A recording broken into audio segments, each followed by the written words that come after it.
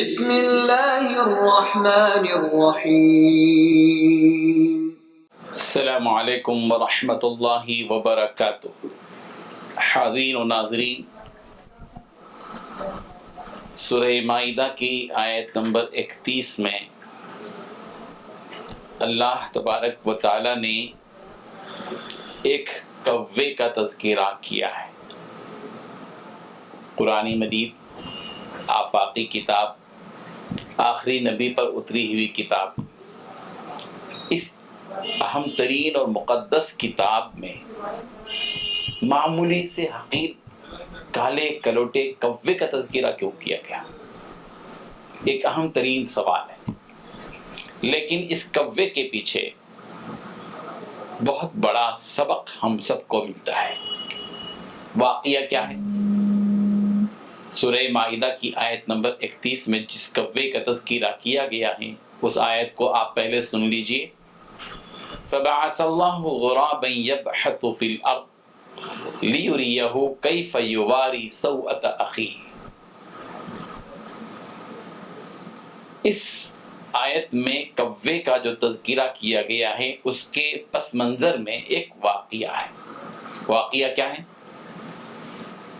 آپ جانتے ہیں کہ حضرت آدم علیہ السلام کے دو بیٹے قابیل اور حابیل، ان دو بیٹوں میں سے ایک بیٹے نے، قابیل نے، اپنے بھائی حابیل کو قتل کر دیا۔ ایک معاملہ پیش آیا دونوں کے درمیان میں، تفصیلی واقعے کی ضرورت نہیں ہے کہ کیوں اس نے قتل کیا، وجوہات کو اپنی جگہ رکھیے،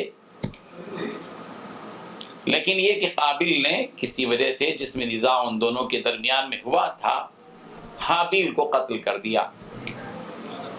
ظاہر ہے کہ آدم علیہ السلام پہلے انسان ہیں، اس کے بعد ان کے یہ دو بیٹے ہیں، اور دنیا میں کسی بھی انسان کا اب تک کوئی قتل نہیں ہوا تھا، یہ سب سے پہلا قتل تھا۔ جب قتل ہو گیا تو قابیل کے سامنے مقتول کو کیا کرنا چاہیے، اس کے ساتھ کیا برتاؤ کرنا چاہیے، اس کو جلانا چاہیے یا اس کو دفن کرنا چاہیے، یا اس کو کیا کرنا چاہیے، یا اس کو ٹکڑے کرنا چاہیے، کچھ بھی اس کے پاس تجربہ نہیں تھا۔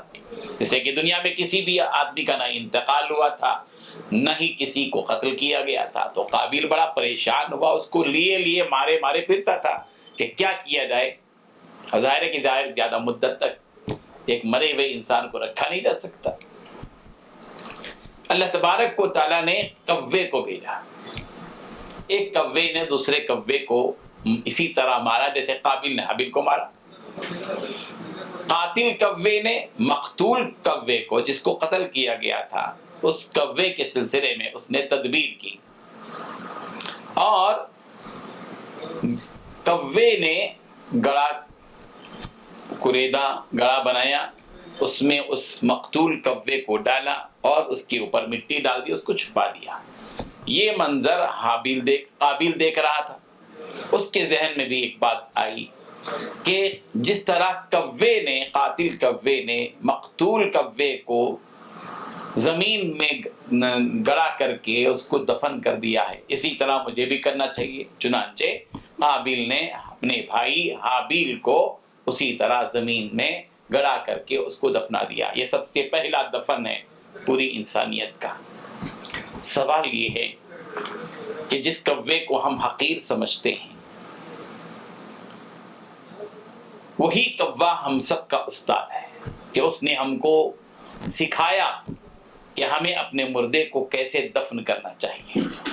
ایک سبق تو یہ مل گیا، لیکن دوسری بات یہ بھی یہاں پر لیتے جائیے کہ چونکہ ایک کوا نفع بخش ثابت ہوا اور اس نے قابیل کو دفن کرنا سکھایا، ایک نافع کوے کا تذکرہ اللہ تبارک و تعالیٰ نے قیامت تک باقی رہنے والی کتاب میں باقی رکھا ہے۔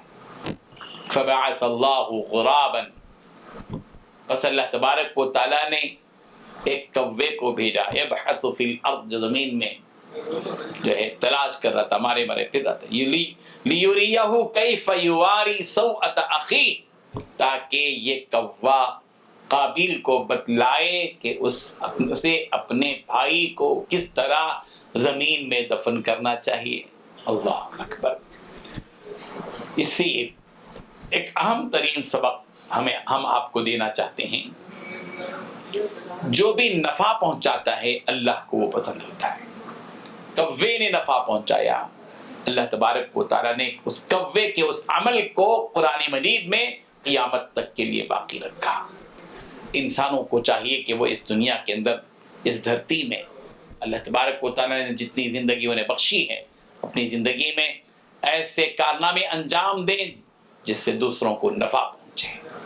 اور یہ نفع بخش کام، یہ نفع بخش باتیں اللہ تبارک و تعالیٰ کو اتنی محبوب ہیں کہ اللہ تبارک و تعالیٰ آخرت میں اس کو توشہ آخرت بنا کر محفوظ رکھیں گے، جیسے کوے کے واقعے کو اللہ نے قیامت تک کے لیے قرآن مجید میں محفوظ رکھا. اللہ تعالیٰ ہم سب کو عمل کی توفیق عطا فرمائے. وآخر دعوانا ان الحمد للہ رب العالمین.